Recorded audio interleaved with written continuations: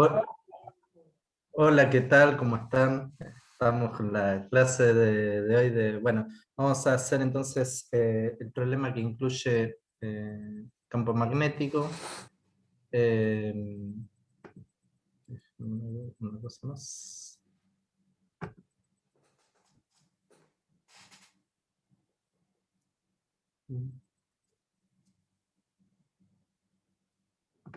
Bueno, tampoco me deja ver el chat, pero bueno, no sé, para mí debe haber alguna historia con el Zoom de Ubuntu. Bueno, entonces el problema básicamente es resolver las ecuaciones de Hamilton, resolver el problema con un determinado potencial vector que básicamente es una partícula cargada en un campo magnético uniforme y v en la dirección perpendicular al giro de la partícula. O sea, es un problema que tratamos seguro en física 3, seguro en física 4, los que la hayan cursado, y seguramente, y creo que algo ya hicimos acá en las primeras guías, en la guía 2, ya este problema lo resolvimos. Bueno, es una nueva manera de resolverlo. Yo no voy a arrancar de la parte A, voy a arrancar medio como de la parte B, pero más o menos porque voy a escribir el potencial electrostático, electromagnético completo, incluye el efecto electrostático y el que proponen acá. Después este lo voy a hacer cero, nada más que lo pongo para recordar lo que existe, porque acá solo tenemos campo magnético, pero es nada más que por si alguna vez lo tienen completo, recuerden que el hamiltoniano lo debería escribir así. Y esta manera particularmente simple es porque lo estamos haciendo en cartesianas. Si no, bueno, habrá que hacerlo en la coordenada que corresponda, pero acá es como el sistema natural para hacerlo. Entonces, la manera de construirlo es sencilla. Primero calculo los P's. ¿Por qué quiero hacer los P's? Porque lo que yo quiero es el hamiltoniano. El hamiltoniano es esta transformada, ¿no? Es PI x y punto menos L, el principio de la ecuación 3. Entonces, para eso necesito los PI. Entonces, primero los calculo. Los PI, acá puse J, pero es lo mismo. Es la derivada lagrangiana respecto de los x puntos. Y me queda esto. De acá despejo rápidamente los x puntos y con eso puedo ir y meterlo todo acá adentro. Entonces acá tengo los pi, acá los x y puntos, lo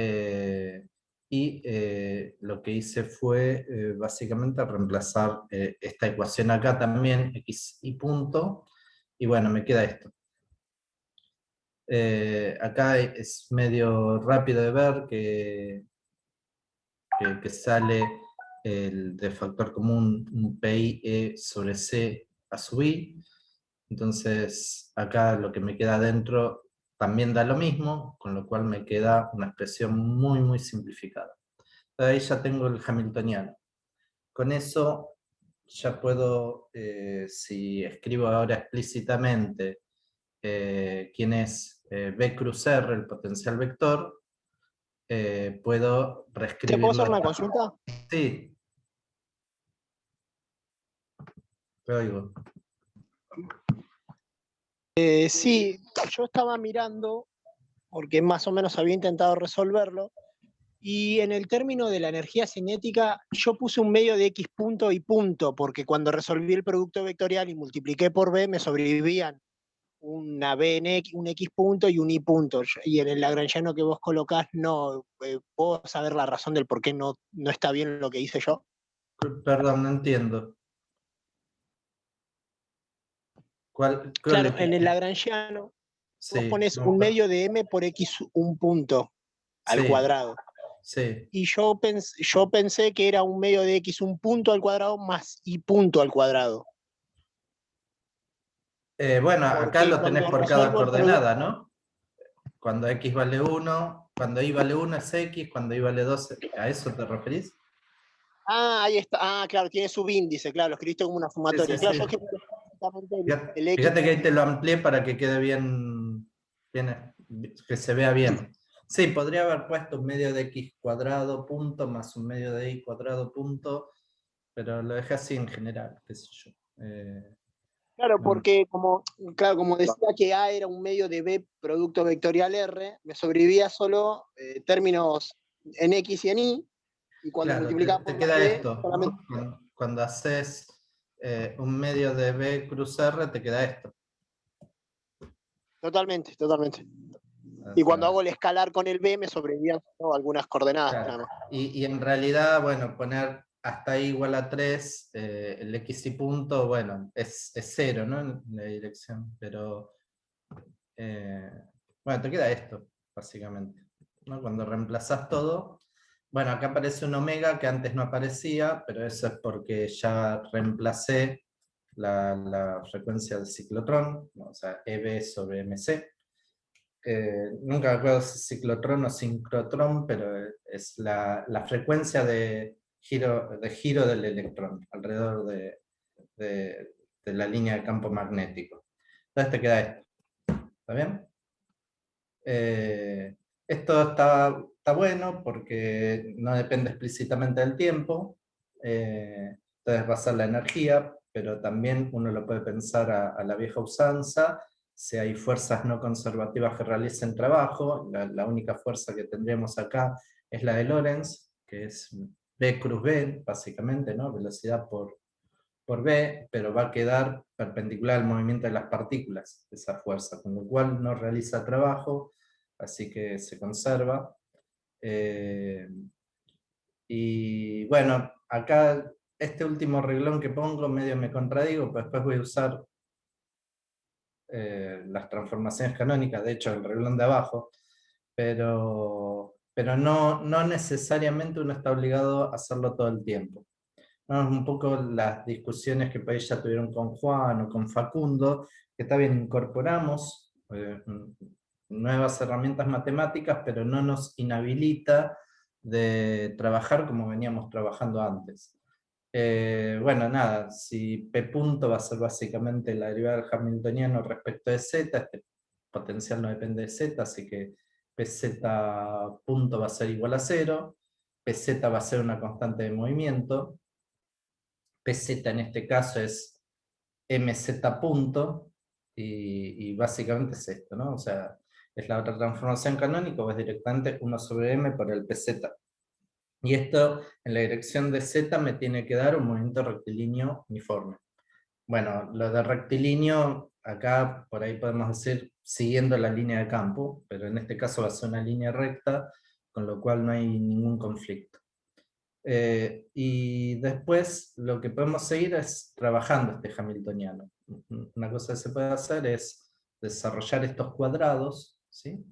Entonces va a quedar por un lado px cuadrado más pi cuadrado más pz cuadrado, y después los términos al cuadrado de m omega i o m omega x, me va a quedar algo que va como i cuadrado más x cuadrado, y voy a tener productos cruzados. Entonces me va a quedar esto. ¿Sí? Ahí hubo una distributiva o algo. Entonces, una cosa que acá se nota que esto es el LZ, ¿no? Entonces es PI, o sea, es el producto cruz. Y lo notable de esto es que si ustedes le hacen notable, qué sé yo, no sé si es notable, pero lo que sí se puede hacer en este ejercicio, hay que agarrar, reemplazar lo que es cada uno de estos. Primero hay que derivarlo, ¿no? O sea, hay que hacer px punto por i, más px por i punto, menos pi punto por x, menos pi por x punto, reemplazar lo que es, cuando terminen de hacer toda esa cuenta, no sé cuánto les puede llevar, 5 minutos, 10, ¿no? Lo que tenga que ser, van a encontrar que la derivada de L respecto al tiempo es 0, con lo cual LZ es constante de movimiento, y eso lo que tiene bueno es que yo los hamiltonianos los puedo reescribir a menos de una constante. Entonces, y aparte ya sé, entonces, pues ya sé que en PZ es un MRU, si el LZ se conserva, quiere decir que el movimiento de la partícula es perpendicular al eje Z, y estas dos son magnitudes conservadas que las puedo restar y voy a seguir teniendo una dinámica, que es lo que puse en azul. Entonces, acá hay un pequeño detalle para que me quede justo la ecuación del oscilador armónico, es que redefiní omega como el omega viejo dividido 2, entonces así me queda pintado. Y esto ya sabemos qué soluciones tiene. Por eso digo que no usamos y no usamos, las usamos a piacere, las transformaciones canónicas, las ecuaciones de Hamilton, pero si podemos reducir los problemas que ya conocíamos de antes, se puede trabajar tranquilo. Entonces, yo propongo que X e Y son de esta forma, si quiero puedo reescribirlo en coordenadas polares, entonces ¿qué hago? Bueno, P cuadrado es la suma de X más PII al cuadrado, R cuadrado lo defino así, entonces, como yo sé que esto sigue siendo independiente del tiempo, se conserva, puedo decir que es la energía, o, como lo dijo hoy Rafael, ¿no? Me quedan términos de esa función E por T, pero esta es E directamente, entonces yo puedo escribirlo de esta manera, me queda la ecuación de una elipse, entonces lo que me quedan son órbitas espiraladas a lo largo de las líneas de campo, ¿no? Es algo que uno ya más o menos sabe de toda la vida, pero se los muestro explícitamente, ¿no? O sea, si yo tengo una línea, ¿no? Y el campo va para allá, el campo B, entonces la partícula lo que hace es esto. Entonces, viaja en esta dirección en un MRU, pero en la dirección perpendicular lo que voy a tener es este movimiento. Y este es el que es el omega EB más EB sobre MC.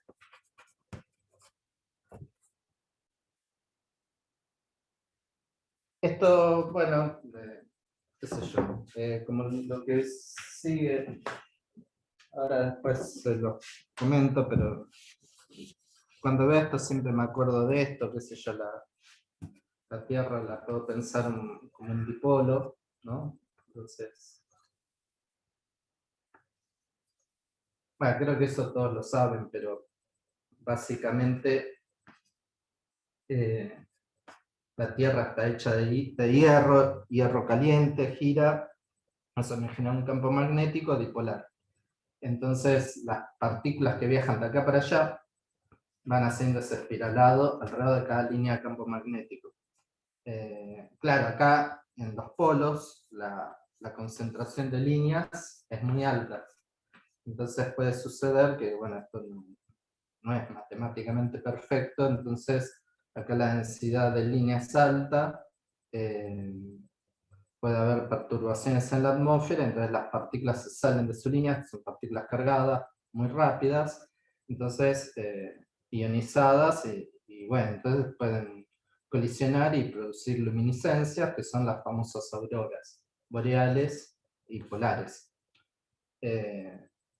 Nada, y también tiene la función de generar un campo magnético que nos protege del viento solar, de los rayos cósmicos y esas cosas. Pero eso, bueno, nada, es un comentario de color para agregar algún ejemplo más a las cosas que hacemos siempre. Y sigo compartiendo. Entonces ahora vamos a resolver la parte B, la parte C, perdón. A mí me parece raro haberle restado al hamiltoniano. Sí, pero... O sea, no vos es ya una conocés constante. la dinámica de las otras variables. Entonces, Pero si vos se vos lo podés hacer. le restás eso al hamiltoniano, estás cambiando las ecuaciones de movimiento. No, no necesariamente, porque este problema te quedó separado. O sea, la dirección Z de las otras. No, Sí, no te va a no, pero afectar. digo, ese LZ que le restaste Sí, es una función de las coordenadas y de los impulsos. sí, tal cual, pero No es es lo una magnitud mismo, conservada. no es lo mismo la ecuación de movimiento de X con ese término que sin ese término. Si vos calculás X punto con ese término, te va a dar Px sobre m más omega i sobre 2. Y si calculás X punto sin ese término, solo te queda Px sobre m.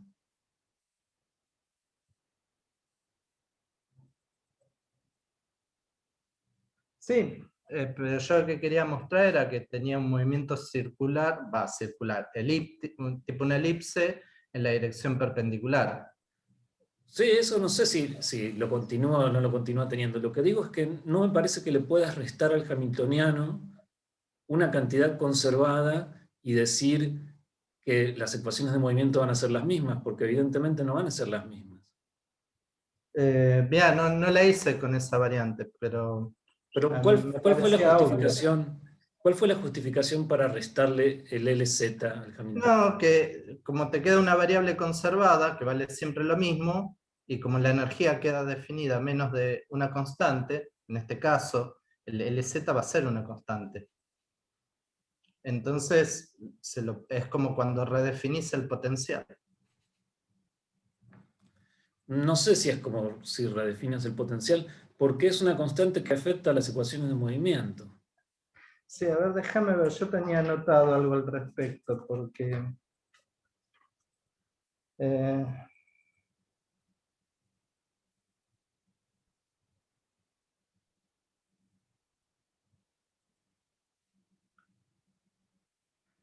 Como que hubiese algo más, además. No solo que estás... sí. Mira, te digo lo que yo me anoté cuando lo resolví por primera vez. Yo le resté el LZ y el PZ, y sí, y la autocrítica que yo me hago al hacer esa resta, que perdés el detalle de cómo es el movimiento. O sea, lo que vos decís. Cuando Sí, calculás. es cierto. Visto desde el punto de vista de una ecuación de conservación, es cierto que te queda... Claro, ahora sí, claro, no da lo mismo poner ese término que no ponerlo. Ah, Pero sí. De hecho, era un comentario que no puse al final del apunte porque no quería.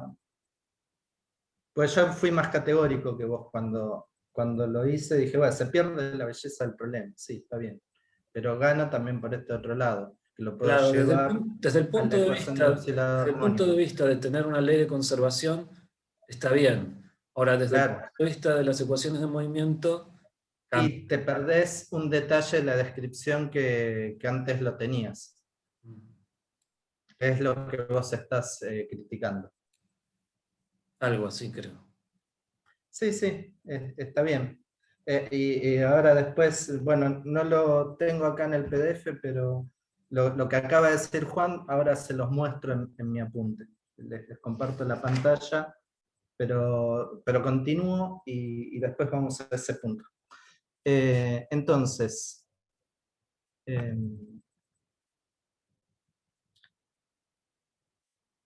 ¿dónde estábamos? La parte C. Vamos bien hasta acá, porque me puse a charlar con Juan, pero no sé, por ahí los perdimos a ustedes. No estoy pudiendo ver el chat, no sé por qué. No, todo va bien, ¿eh? Va bien, buenísimo. Cualquier cosa, si ven que nos ponemos a discutir y no se entiende de qué estamos hablando, por favor, párennos. Total, tengo malas noticias. Sí, Acabo de mirar el televisor, dice 1-1. sí es raro, como dice Juan, ¿no? De pasar el impulso que se te conservó en Z, pasarlo al otro lado, hace un poco de ruido porque redefinir el hamiltoniano no es como agarrar y, no sé, hacer como una especie de transformación para Sí, ello, es ¿no? que en realidad lo que estamos haciendo solapadamente es como una suerte de separación de variables. Estoy medio haciendo, sin decirlo, lo que hizo Rafael la vez pasada. No es exactamente Hamilton-Jacobi, pero es como si.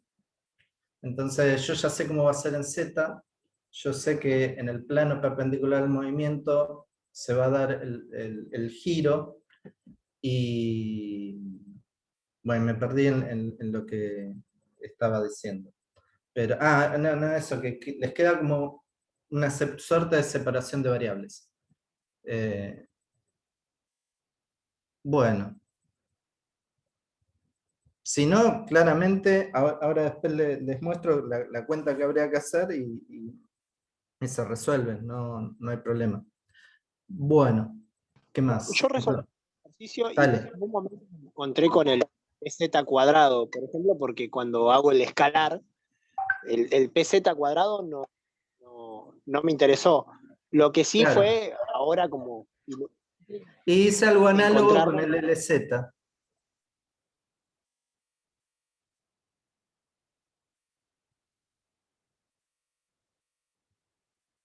¿Hola? ¿Están ahí? Sí, Sí, sí. estamos. Sí, pues, perdonen, me quedaron ahí pensando y... Bueno, entonces la parte C decía, bueno, tengo estas transformaciones, muestren que es canónica, y úsela para encontrar una solución alternativa. Entonces lo que hay que hacer es, bueno, usar estas relaciones que nos dan y utilizar los corchetes de Poisson. Claro, acá yo pongo XY, PJ, pero hay que usarlo en las coordenadas que me dan, ¿no? En las Q1, o sea, esta es XYZ, qué sé yo, o XY, y esta es Q1, Q2, P1, P2, ¿no? Entonces hay que probar con cada una, es un trabajito de algebrista, si quieren. Hay que Se hace calcular bonito. ¿Cómo? Cuando desarrollamos los senos y los senos, los Q se te abren, abrís y Sí, tenés que bonito. hacer, por ejemplo, este corchete XPX. Entonces tenés que agarrar el X que te da el problema, en términos de Q1 y P1, Q2 y P2, lo derivás, haces todas las derivadas parciales, te queda un choclito, y si todo anda bien, esto al final de la cuenta te tiene que dar 1. Cuando lo hagas con XPI, bueno, donde dice acá PX, tenés que poner un I, acá poner un I, hacer toda la cuenta, y te da. No es una cuenta muy larga. Si uno es relativamente prolijo, sale rápido. No sé, no sé si se ve, pero... O sea, yo lo hice en una carilla. Me parece que acá no tiene mucho sentido que lo ponga acá para engordar el PDF, me parece que no tiene sentido, pero sí me parecía ilustrativo mostrarles cómo se calcula la ecuación 13 explícitamente, o sea, bueno, explícito. ¿Qué cuenta hay que hacer? Y bueno, nada, lo hacen y les va a dar que es una transformación canónica. Entonces, si es una transformación canónica, puedo utilizarlo en nuestro hamiltoniano, reemplazo estos valores en el hamiltoniano original, y lo que voy a o sea, este era el que yo había hecho al principio, ¿no? El que había recuadrado acá, la ecuación 5. Entonces, nada, acá les muestro cómo es Px más un medio de MI omega I, acá les mostré explícitamente lo que da. Con el otro término hay que hacer algo parecido, va a dar un seno, entonces les va a quedar un coseno cuadrado más un seno cuadrado y les va a quedar algo de este estilo. Entonces, acá lo que me queda es más o menos una variable de angulación como la que contó hoy Rafael, ¿no? O sea, este omega p, si hago el Q1 punto, me queda la frecuencia, y cuando resuelvo el Q1, me va a quedar omega t más una frecuencia. Los otros van a ser constantes, y si vuelven a las variables originales y no metí la pata por ningún lado, lo que van a tener es el problema original. A ver si tengo lo que habíamos discutido hace un rato con Juan acá a mano.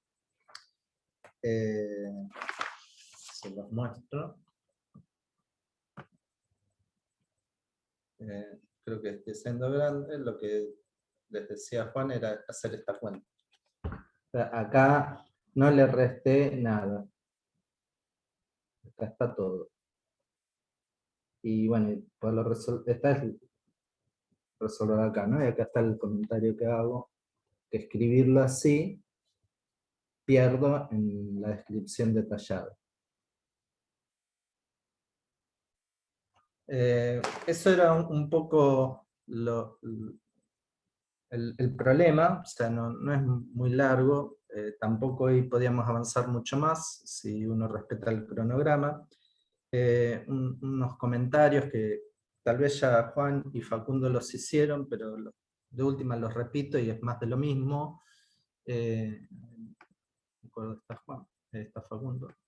Es que toda esta parte que uno, o por la parte previa, que uno trabaja con transformadas de Legendre, o Legendre, es muy similar a lo que hacemos en física 4. En física 4, uno cuando trabaja con potenciales termodinámicos, básicamente trabaja con energías que no dependen explícitamente del tiempo, y uno, el dibujito ese que les mostró Facundo el otro día, ¿no? Ese cuadrado, de las variables QP, cómo ir construyendo las funciones, las distintas funciones, es lo que se hace en potenciales termodinámicos, por ejemplo. Digo, como para que uno un poco, si bien seguro que cuando lo vieron por segunda vez, no sé en qué orden lo hicieron, por ahí se avivaron, pero si no, ténganlo presente. Después también la otra cosa que es muy análoga a física 4 es el tema de los conmutadores. Los conmutadores no es otra cosa que los corchetes de Poisson.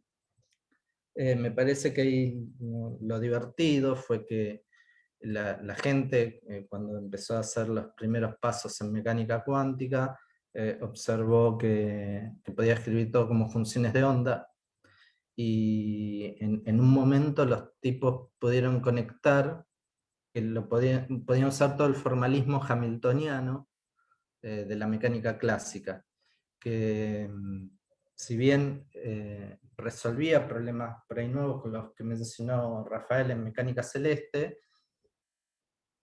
era en esencia resolver más de la misma clase de problemas, y me parece que uno de los goles fue poder trasladar todo esto a la mecánica cuántica. Entonces, las diferencias que vamos a encontrar entre los corchetes nuestros de acá con los de física 4 es que hay un I sobre,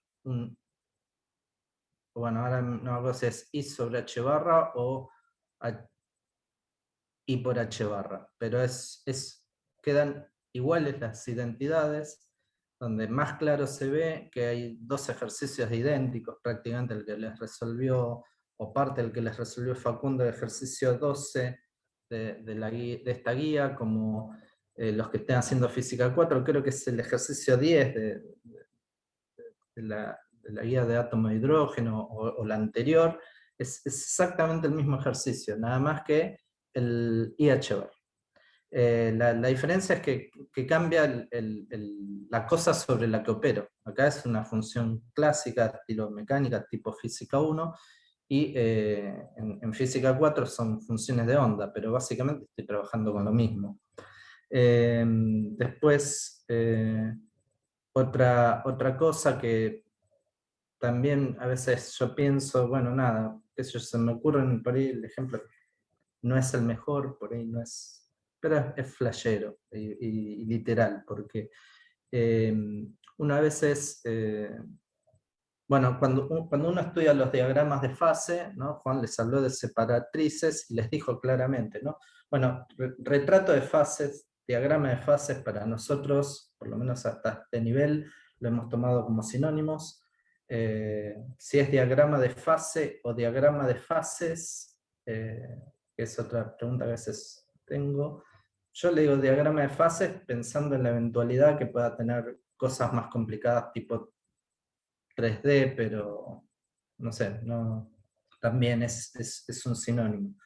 Pero lo que me marca separatriz, ¿qué separa? Separan regiones dinámicamente distintas, donde un sistema físico se comporta diferente. O sea, si tengo, ¿no?, esto y voy a tener movimientos cerrados acá abajo, si aumento la energía puedo llegar a tener movimientos expandidos en todo el espacio, pero la separatriz, esos puntos en cruz que marcaba Juan, ahí me están marcando el límite. El sistema se comporta de una manera o de otra.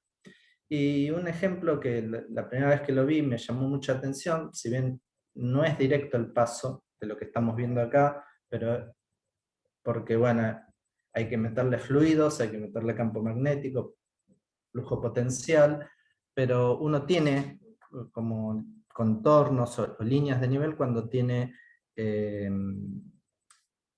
partículas cargadas, ¿no? Viajando, y pasa un poco lo que les decía acá, cuando se empiezan a juntar mucho, acá se empiezan, no digo a romper las líneas de campo en este caso particular, pero sí puede uno empezar a tener problemas. Un ejemplo que para mí se parece bastante es cuando uno está en el sol, ¿no? No estamos en el sol, pero vean que el sol saca deditos cada tanto, y cada tanto alguno pum, se rompe y sale expulsado, ¿no? Este es el sol básicamente, esta es la corona. Entonces cuando uno mira esto, ¿no? Acá básicamente las partículas siguen las líneas de campo magnético. Entonces cuando uno tiene estas cosas así, localmente, lo que puede tener es algo así, la partícula va y viene. Entonces, esto, si uno lo mira localmente, se empieza a parecer mucho a los diagramas de fase que les dibujaba Juan. Claro, acá hay algunos efectos de tensión, de presión, que hacen que estas líneas de campo se empiecen a juntar, entonces se empiezan a acercar a lo que sería la separatriz. Acá, ¿qué sería la separatriz del problema? Y si ustedes tienen una dinámica así, ¿no? Cuando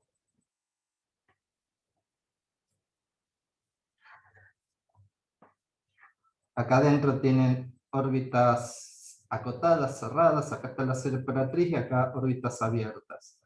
Bueno, acá lo que pasaría de alguna manera es que estos se empiezan a juntar y van a tener partículas que van y vienen a muy alta velocidad, y en algún momento se empieza a producir un chisporroteo, se empiezan a tocar y esto se rompe, y ahora esta unidad es independiente de esta otra que estaba acá.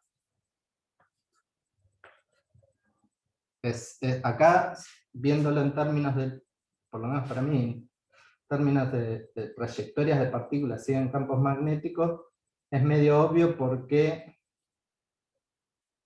se tiene que producir esta suerte de continuidad en las líneas del diagrama de fases. Que acá no es un diagrama por ahí PQ, exactamente, pero es un análogo que a mí siempre, la primera vez que vi este ejemplo, me llamó la atención, y es algo un poco distinto a lo que siempre hablamos del péndulo, que en realidad es para el que se aplicó y está muy bien hacerlo. Pero bueno, nada, esto además tiene, como se produjo una explosión, esto tiene una dirección que después se va alejando, ¿no? Como este mini diagrama de fases. Y es una eyección de masa coronal. Entonces esa nubecita va viajando, viaja muy rápido, no tan rápido como la velocidad de la luz, pero viaja. Entonces en algún momento empieza a chocar con los planetas, ¿no? Entonces va ese cacho de flare que se me escapó, alguno va a pegarle a la Tierra. La Tierra, bueno, es cerca, es un campo dipolar, pero de lejos empieza a parecer así. Y acá otra vez tengo como regiones dinámicamente distintas, pero según cómo se acerca esta nube, y según cuál sea su polaridad, puede pasar un evento donde estas líneas se confundan y se abran. Ahí vuelvo a tener lo que sería como una perturbación en la separatriz. Estoy perturbando la separatriz y la rompo. Entonces ahora vuelve a cambiar la dinámica. Si eso pasa, es que rompí el campo magnético terrestre y tengo una tormenta solar que me está entrando a la Tierra. Lo normal que pase es que nada, que estos apuntan para el mismo lado, y entonces cuando llegan acá sigue de largo, no pasa nada. que es lo que pasa la mayoría del tiempo. Pero cada tanto pasa. Y ese es otro ejemplo más que uno, ya les digo, no es exactamente los dibujos que hacemos acá, pero la analogía topológica para mí es completa. Después hay que meterle algún condimento más. Pero bueno, nada, quería contarles eso como así, medio de manera caricaturesca, pero me parece que ayuda. Bueno, eso era lo que tenía pensado contarles. No sé si quieren hacer alguna pregunta respecto de esto, si no paramos de grabar y después siguen haciendo preguntas, pero digo por si quieren que quede grabado.